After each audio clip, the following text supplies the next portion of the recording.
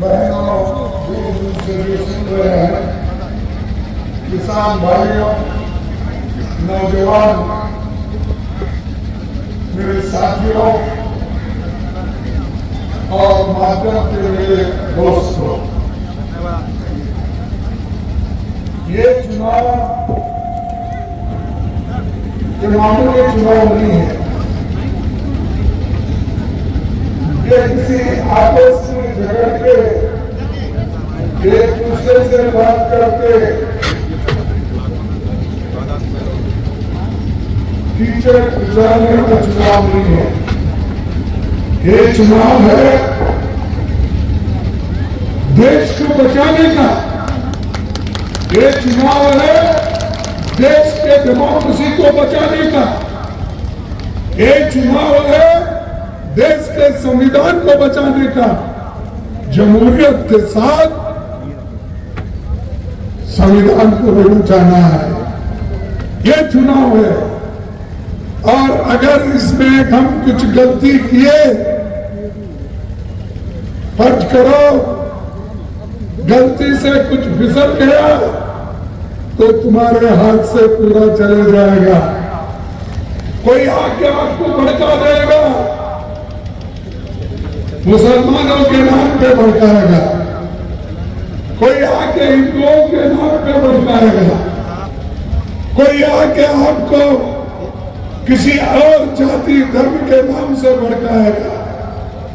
लेकिन उससे अगर उस झांसे में आप पड़ गए तो समझो हमारे आगे के नस्ल को आप खत्म कर रहे हैं, उनके हकूक को छीन रहे हैं और उसका सारा पाप आपके ऊपर आएगा।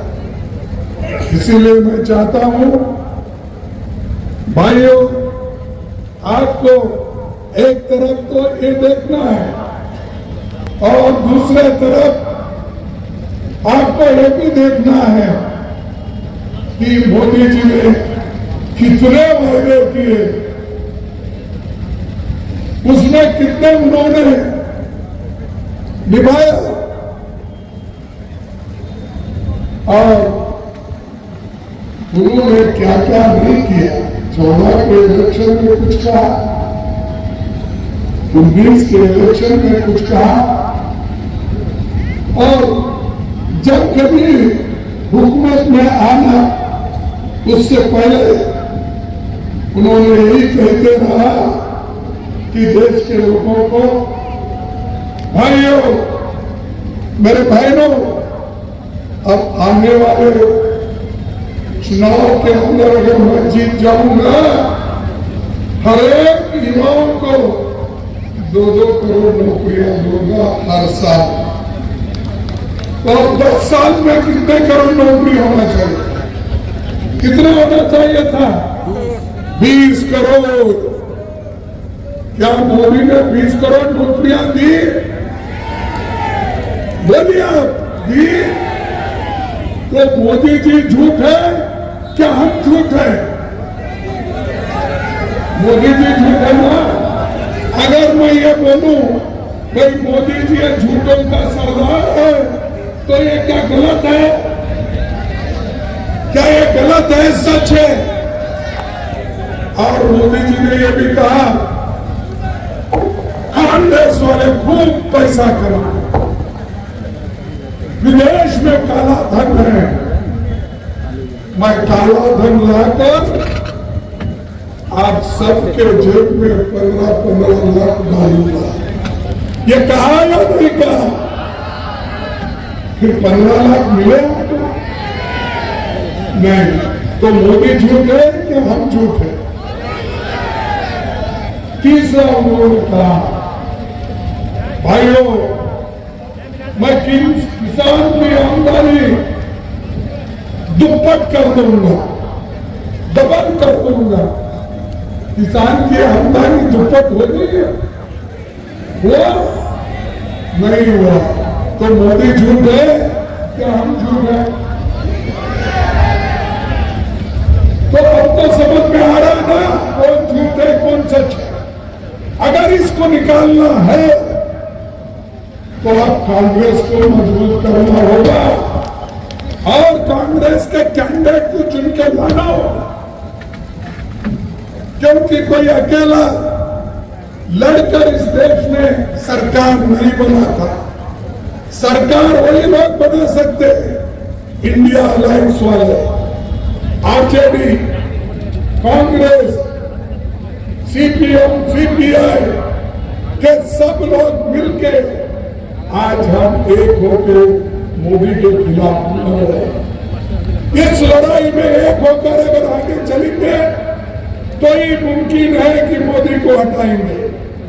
अगर आप इधर इधर भटकेंगे, कोई उधर से आया कोई इधर से आया, तो हम कहीं के नहीं।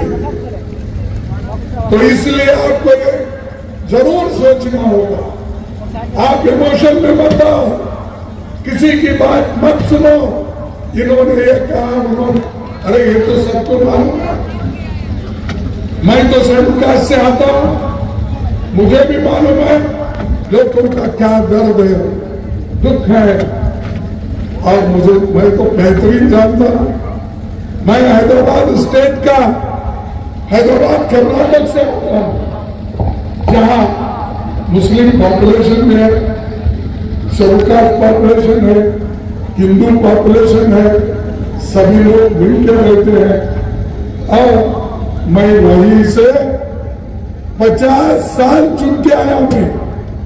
50 साल, एक दिन नहीं, 2 दिन नहीं, एक इलेक्शन नहीं, 2 इलेक्शन नहीं, मैं 11 इलेक्शन आगे मेरे दोस्त एमएलए कहाँ बैठे थे ना, ये बात कहाँ है, क्या बोल रहे? चलो, तो 11 इलेक्शन मैंने जीता। ये 12वां इलेक्शन किसी वजह से आरएसएस के खेल से मैं हारा, लेकिन फिर मैं राज्यसभा में आया सोनिया गांधी जी के कहने पे। क्यों कि मुझे हुकूमत में इसलिए रहना है कि हमारे लोगों की सेवा करना है। मैं ये नहीं चाहता कि कोई बोलते मेरे को भी 82 साल हो गए,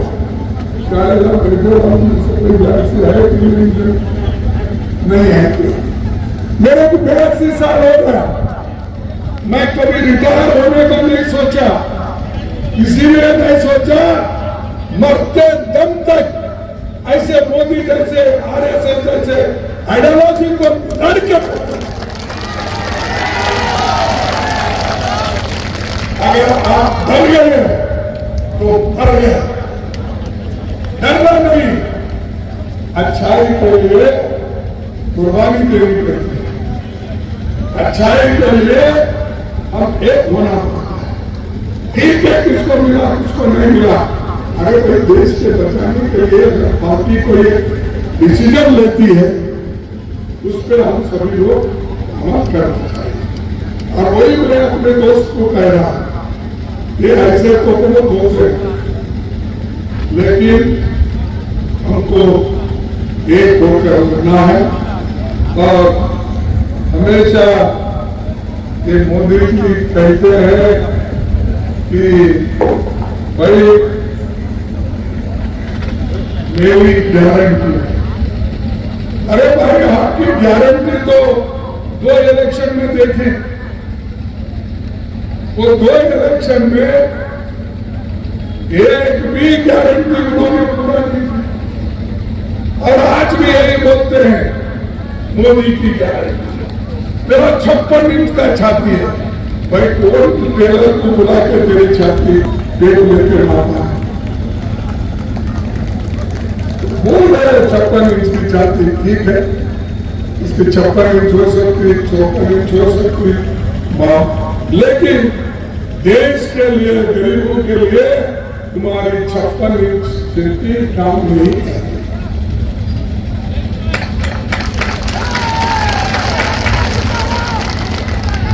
तुम क्या कर रहे हो? देश में युवाओं को सत्यानाश कर रहे हो। आपने मेक इन इंडिया का स्लोगन दिया, फिर उत्पादन क्यों कम हुआ?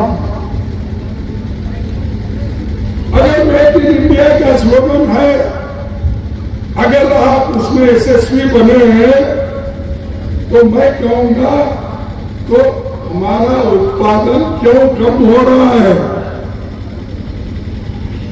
और दूसरा, बड़े बड़े कारखाने क्यों बंद हो रहे हैं? और यहां तो किशनगंज में एक भी बड़ा कारखाना नहीं। मोदी साहब, आप पैदा होने से पहले या पॉलिटिक्स में आने से पहले पंडित जवाहरलाल नेहरू जी ने कई और बड़े बड़े कारखाने खोले, बड़े बड़े बांध बंधे, ग्रीन रेवोल्यूशन किया, व्हाइट रेवोल्यूशन किया, IIT, BT, एम्स ऐसे संस्थाएं लाए और देश को उन्होंने बचाया। जिस देश में एक सुई पैदा नहीं कर सकते थे, एक सुई, उस देश में रॉकेट उड़ाने का काम कांग्रेस ने किया। अब फिर भी तुम तो पूछते हो कांग्रेस ने 70 साल में क्या किया? अरे यही किया भाई, बड़े बड़े कारखाने बनाए, लोगों को दिए, इंजीनियरिंग कॉलेजेस बनाए, मेडिकल कॉलेजेस बनाए, देश का संविधान बनाए।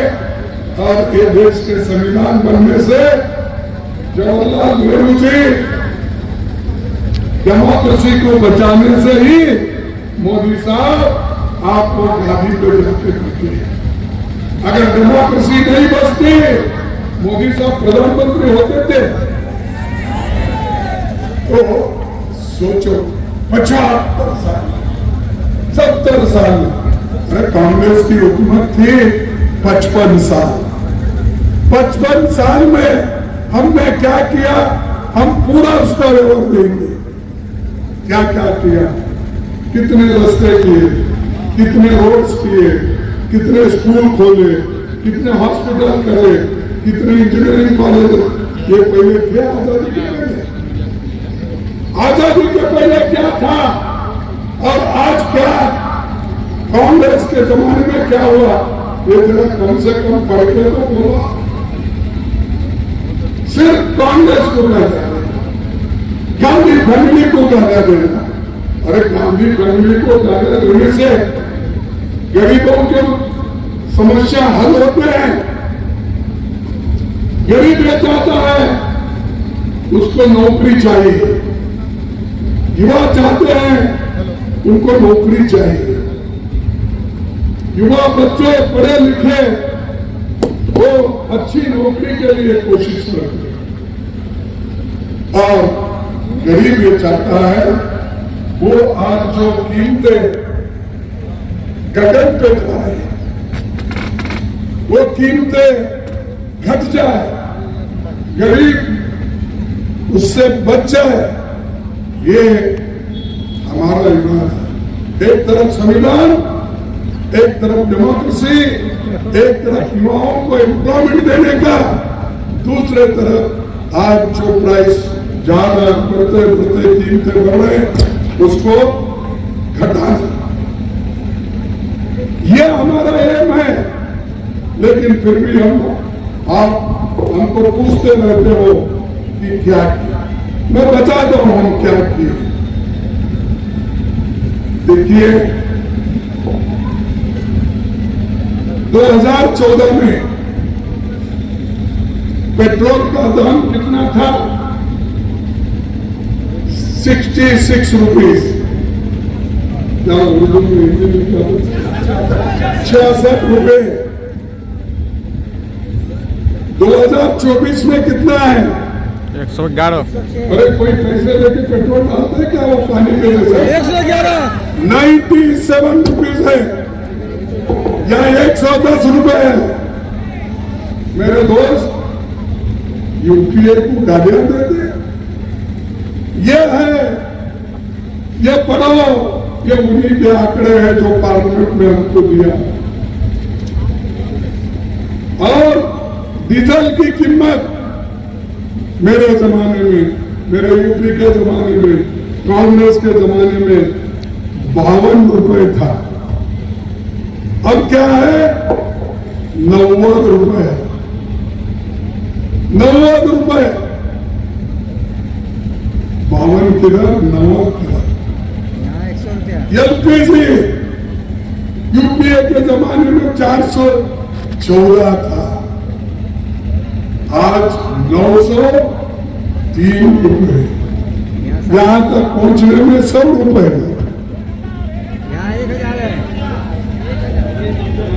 हाँ, 1000, माफ करना, आपने दुरुस्त किया, इसलिए मैं आपको सलाम करता हूं।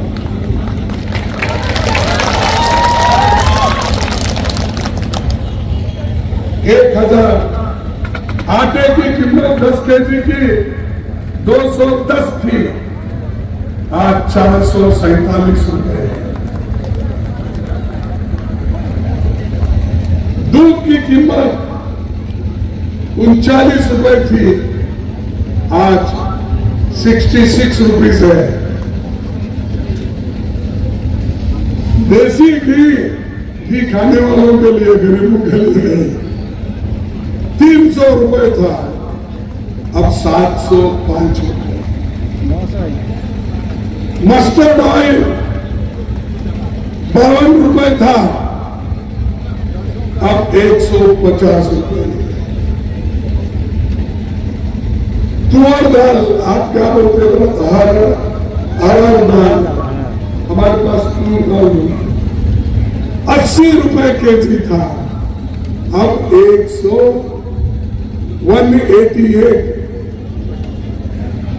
तो ये है मोदी जी की देन। फिर भी आप उनको वोट देंगे, फिर भी आप बोलेंगे, फिर भी वो कहते हैं मैं सबका विकास, सबका साथ, सबका विकास। अरे बाबा, सबका साथ सबका विकास तो छोड़ो, सबको तो बर्बाद करके छोड़े। नोटबंदी किए, बर्बाद किए। जीएसटी लाए, बर्बाद किए। क्या तुमने रखा? नौजवानों को नौकरी नहीं। अग्निवीर लाए, मिलिट्रियों में नौकरी कम कर दी। 30 लाख 40 लाख वैकेंसी सरकार में है, तुम भर्ती नहीं कर रहे, और ऊपर से बोलते हो कि हम सभी लोग गरीबों, युवाओं को, महिलाओं को ये सब काम कर रहे हैं। और बार बार बोलते हैं कहीं हिंदू ज्यादा है तो पूरे भगवान का याद आता है। हमारे देश में 33 करोड़ देव देवताएं हैं, ऐसा बोलते हैं। यही बोलने क्योंकि वो ब्राह्मण है। वो प्रकाश में हमारे पास बोलते हैं कि 33 करोड़ देव देवता है। सच है? देखो, अब 33 करोड़ देव देवताओं को याद करने वाला मोदी यहाँ के 140 करोड़ लोगों का देखभाल नहीं कर। और ऊपर से ये लोग कांग्रेस के लोग डाल रहे हैं, कांग्रेस के लोग हमारे खिलाफ हैं, हिंदुओं के। बोलो भाई, मैं भी मल्लिकार्जुन खड़गे हूं। मल्लिकार्जुन बोले तो मालूम है आपको? अरे ये भी शिवा का नाम है, तो मेरा नाम ही शिवा है। तो ओम प्रकाश जी बताइए, मैं कहां का हूं? मेरे को किस थैले में बिठाते हो? किसके झोली में डालते हो? नरेंद्र मोदी को चंद लोग अपनाए, मैं तो आप ही के साथ हूं। आप बोले सो काम कर रहा हूं, देश को मजबूत कर रहा हूं, देश के लिए लड़ रहा हूं, तुम्हारी खेती करता हूं, तुम्हारे साथ चलता हूं, तो मेरे को किस झोली में डालते हैं? तो इसलिए मैं अपने दलित भाइयों से, मुसलमान भाइयों से, छोटे मोटे व्यापारियों से, खेती करने वालों से, या जो अपर कास्ट में गरीब लोग हैं, उनसे यही अपील करता हूं कि आप आगे बढ़ो, एक हो जाओ। जब आप एक हो जाएंगे, मोदी साहब क्यों बांटेंगे?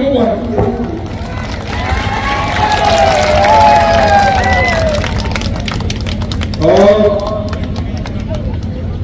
किसान घर के काफी बच्चे अलीगढ़ मुस्लिम यूनिवर्सिटी में पढ़ते हैं, ऐसा सुना। इसीलिए यूपीए गवर्नमेंट ने एक नया कैंपस यहां खोलने का वायदा किया। वो यूनिवर्सिटी का ये अलीगढ़ मुस्लिम यूनिवर्सिटी का कैंपस उद्घाटन तो सोनिया गांधी जी ने की थी, लेकिन आज उसको 10 साल लगे। और मेरे पास एक सेंट्रल यूनिवर्सिटी मैंने बनाया, सिर्फ 3 साल में बनकर तैयार होकर गुलबर्ग में अब वो यूनिवर्सिटी 10 साल से चल रही। और एक कैंपस बनाने के लिए आपको 10 साल लगना मोदी साहब। और हर भाषण में मेरे मुसलमान भाइयों को नौकरी नहीं मिलती, पढ़े लिखे नहीं होते, उनके लिए मैं और एक स्कीम निकालो। अरे तुम स्कीम कब निकालेंगे? हम मरने के बाद निकालेंगे क्या? हमको मारने के बाद निकालेंगे? रोज कम से कम ग्रेजुएट जिसको नौकरी नहीं मिलती, कम से कम अब तक 10 साल में 1 लाख करोड़ बच्चे सुसाइड कर लिए, किसान सुसाइड कर लिए। तो इसलिए मैं चाहता हूं कि यहां पर ये बने, और जरूर अगर हमारी सरकार आ ही जाएगी, क्योंकि लालू प्रसाद जैसे दिग्गज नेता भी है, सारे सीट अगर हम जीत गए, बिहार जीते तो पूरा देश जीते जैसा है। क्योंकि जो भी अच्छी बातें निकली हैं बिहार से ही निकली। बुद्धगया बिहार में है, नालंदा बिहार में है, महावीर भी निकले यहीं से निकले, यानी बॉर्डर से ही निकले। हाँ, गुरु गोविंद सिंह भी पटना हो गए। अरे इतने महापुरुष यहाँ से निकले, उनको तो सच करो, उस धरती के लोगों को उनको भी आप फंसा रहे हो। और ये हमेशा मोदी जी यही काम करते हैं कि बिहार के लोग मजदूरी करते रहे, माइग्रेंट होते रहे, यहाँ से भागते रहे, और सिर्फ आगामी और अंबानी बढ़ते रहे। सारी संपत्ति उनके पास जा रही है। रेल बेचा, एयरपोर्ट बेचा, पोर्ट बेचा, सब लीज पे उनको ही। एक आदमी को कितना खिलाएंगे भाई? हाथी भी उतना नहीं खाता, उससे ज्यादा इसको खिला रहे। और ऊपर से बोलते मैं गरीबों के लिए, मेरे माँ बहनों के लिए मैं अपनी जान देता हूँ। अरे भाई तुम्हारी जान किसको हो? हमारे को होना नौकरी, हमारे को होना जो आज कीमतें बढ़े हैं वो घटाओ। इसीलिए हम लड़ रहे हैं आपके वजह से, आपके हकूक के लिए हम लड़ रहे हैं, हिंदुस्तान के गरीबों के लिए लड़ रहे हैं। तो ये ध्यान में रखो।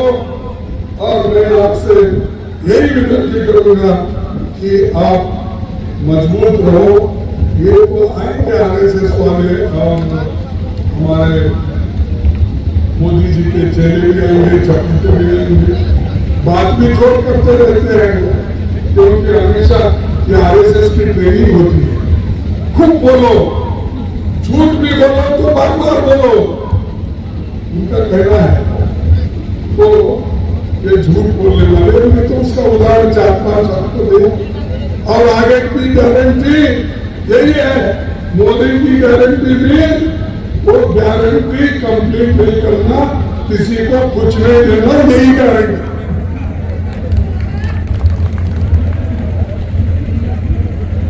और आखिरी में मैं चंद बातें और आपके सामने रखूंगा कि 215 में मोदी जी आए, क्या बोले, 1,25,000 करोड़ रुपए का मैं क्या दूंगा, पैकेज दूंगा।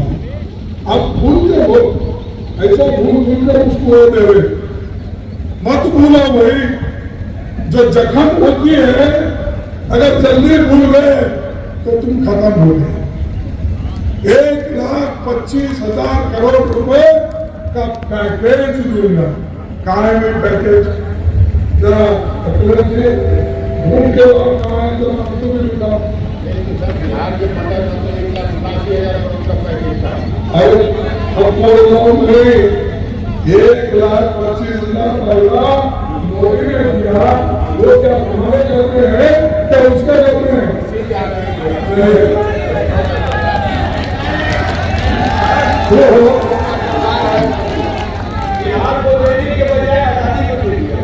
अच्छा, तो बिहार को देने के लिए अदानी को दिया, लेकिन अदानी बोल रहा है कि जो आया तो मेरा चोरी हो गया, मैं फिर बीजेपी को ही दिया,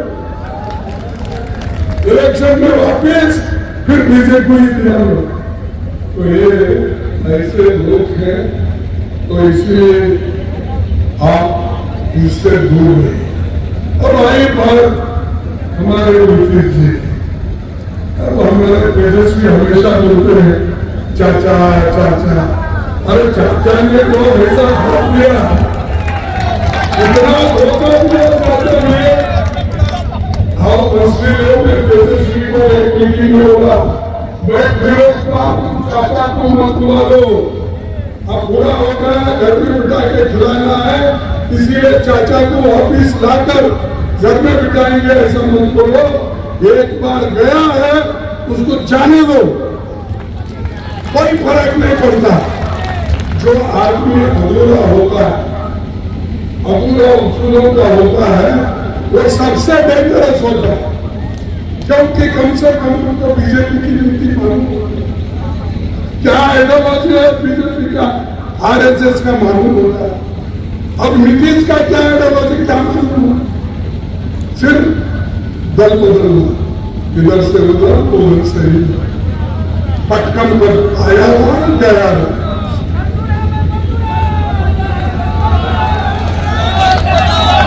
इसीलिए आप उनको भूल जाओ, उनके कैंडिडेट को भी भूल जाओ। वैसा ही मुस्लिम लीग का कैंडिडेट भी आया, उसको भी भूल जाओ, क्योंकि इस देश में हुकूमत को नहीं बना सकता, लेकिन अपने वोटों को फोड़ सकता।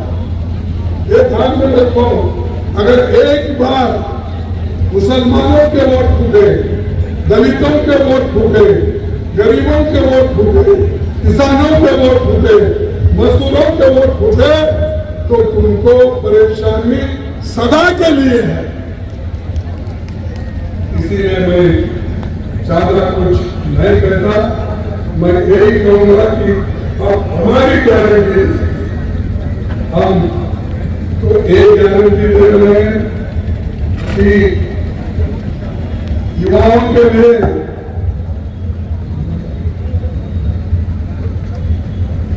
राहुल गांधी जी जो भारत जोड़ो यात्रा निकाले, वो सामाजिक एकता और भाईचारा के लिए उन्होंने ये निकाला।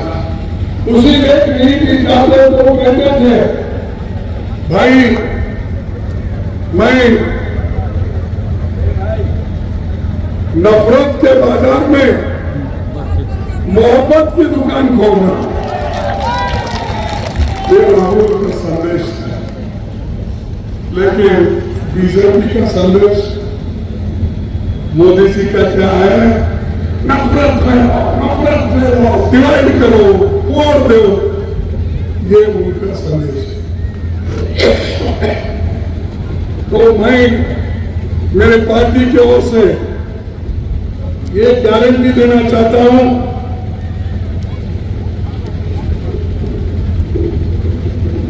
युवा न्याय जिसमें पहली नौकरी पक्की हर शिक्षित युवा को अप्रेंटिसशिप कोर्स करने के लिए 1 लाख रुपए दिया जाएगा। भर्ती भरोसा, जो भी सरकारी नौकरियां हैं खाली है वो पहले हम भर्ती करेंगे 30-40 लाख युवाओं को। पेपर लीक ये हमेशा लीक होता है, इसको हम बंद कर देंगे। गरीब लोग, ठेले वाले, मजदूर, गिग वर्कर को इनकी सुरक्षा हम करें। युवा रोशनी के लिए हर स्टेट में 5,000 करोड़ से भी ज्यादा पैसे हम रख के उनको ट्रेनिंग की मजबूती देंगे। दूसरा, नारी न्याय, हमारे नागरिकों के लिए एक नए योजना हमने अपने मैनिफेस्टो में डाला। महालक्ष्मी हर गरीब परिवार की एक महिला को हर साल 1 लाख रुपए दिए जाए। जो महिला घर की मुखिया होती है उसके नाम से 1 लाख रुपए हर साल जाएगा। तो आप, मैं आश्वासन से विनती करता हूँ, गवर्नमेंट 1 लाख रुपए जो महिला के नाम से जाएगा, डरा डरा कर हम लोग उसको वापिस होते, वो घर चलाने के लिए, बच्चों की हिफाजत के लिए दिए सो रहेगा। मैं तो सब मार्ग को वसूल करते हुए इधर आप लोग ध्यान। और दूसरी, सावित्री बाई फुले हॉस्टल्स महिलाओं के लिए हम हर जगह खोलेंगे, हर जिले में हम खोलेंगे। उसके अलावा तीसरा, किसान न्याय, किसान के लिए सही दाम, एमएसपी की कानूनी गारंटी हम दे रहे हैं। जो बीजेपी वाले नफा दे और हजारों लाखों किसान आज जो पटरी पे बैठे हैं, सब उनके लिए पूरा एक योजना किसान कर्ज माफ करने का भी हमने ऐलान किया। जैसा पहले 72,000 करोड़ रुपए यूपीए गवर्नमेंट में सोनिया गांधी जी और मनमोहन सिंह ने किया था, वो फिर हम करके दिखाएंगे। श्रमिक न्याय, कम से कम मनरेगा में एक मजदूर को 400 से कम उनकी मजदूरी नहीं होगी, वो हम गारंटी 1 दिन के लिए। सबका स्वास्थ्य, उसके लिए 25 लाख का गारंटी हम दे रहे हैं। जैसा हमने अपने गहलोत साहब राजस्थान में किया था, वो योजना हम ऑल इंडिया लेवल पे अमल में लाते हैं। उसके साथ ही साथ कॉन्ट्रैक्ट सिस्टम में डेली बेसिस पे जो काम कर रहे हैं उनके लिए भी हम एक न्याय दें। हिस्सेदारी न्याय, ये जो जातीय जनगणना है वो आपके खुशहाली के लिए, समाज तोड़ने के लिए नहीं है, समाज को अलग करने के लिए नहीं। हर एक की मानसिक हालत क्या है, किसके पास कितना जमीन है, कितने ग्रेजुएट उनके घर में है, कितने नौकरियां उनको मिले हैं, ये सारी चीजें बाहर निकलेगी अगर जातीय जनगणना सेंसस अगर हुआ तो ये सब भाग एक काम हम करने वाले हैं। इसीलिए हमारे जो भी एक तो हमारे गारंटीज है, इसको देख के आप वोट दीजिए, देश के बचाने के लिए वोट दीजिए, संविधान के बचाने के लिए वोट दीजिए, हमारे लोकतंत्र को बचाने के लिए वोट दीजिए, युवाओं की नौकरी के लिए वोट दीजिए। यही हमारे मुद्दे हैं। इस मुद्दे से हमको आगे चलना है। आप सबको मैं धन्यवाद देता हूँ। इतने छोटी सी समय में आपने यहाँ आकर अपनी बात सुने हैं और आप एक घर घर जाके समझाना चाहिए। सिर्फ यहाँ बैठ के जिंदाबाद करने से कुछ नहीं होता। हर घर को जाके आप समझाओ बीजेपी को देने से क्या नुकसान है, एमआईएम को देने से क्या नुकसान है, कांग्रेस को देने से क्या फायदा है। ये जब तक आप लोगों को नहीं समझाएंगे तब तक मुश्किल होगा। तो इसलिए फिर एक बार मैं आपसे गुजारिश करूंगा, अपील करूंगा कि मुझे हाथ को रोक दो। हमारे कैंडिडेट में है तो इनको आप वोट देकर जो हुआ सो हुआ, बात करी बात करी। इसीलिए अब जो भी होगा लड़ने का है, लड़ते वक्त आगे पीछे नहीं होगा। तुम भी जरा गलतियों को सुधार लो, क्योंकि ये मोदी जी हमेशा ऐसा चुके उनका क्या हर एक को मारने का। तो मैं आखिरी मकतब में आते हैं हो क्या, मकतब में आते हैं हो बार बार, मकतब में आते हैं हो बार बार खंडर लेके बार बार आते हैं। यार मैं कहां से लाऊं सब बदल के, खंजर तो बदलते हैं लेकिन मैं सर कहां से बदलूं। एक ही बार कट गया फिर आता नहीं था। तो एक बार आपका सर कट गया और ये मकतल में आने वाले वाला तो कम होता है ना, पूरी मकतल उसी को तो इसीलिए बोला मकतल में आते हैं कल्चर लेके बार बार। लेकिन लोग यार पुरानी में एक दिया मैं कहां से लाऊं सब कटाने के लिए। तो इतना करते हुए आप सबको धन्यवाद देता हूँ। नमस्कार, जय हिंद, जय हिंद, जय हिंद, जय हिंद, जय कांग्रेस, जय कांग्रेस।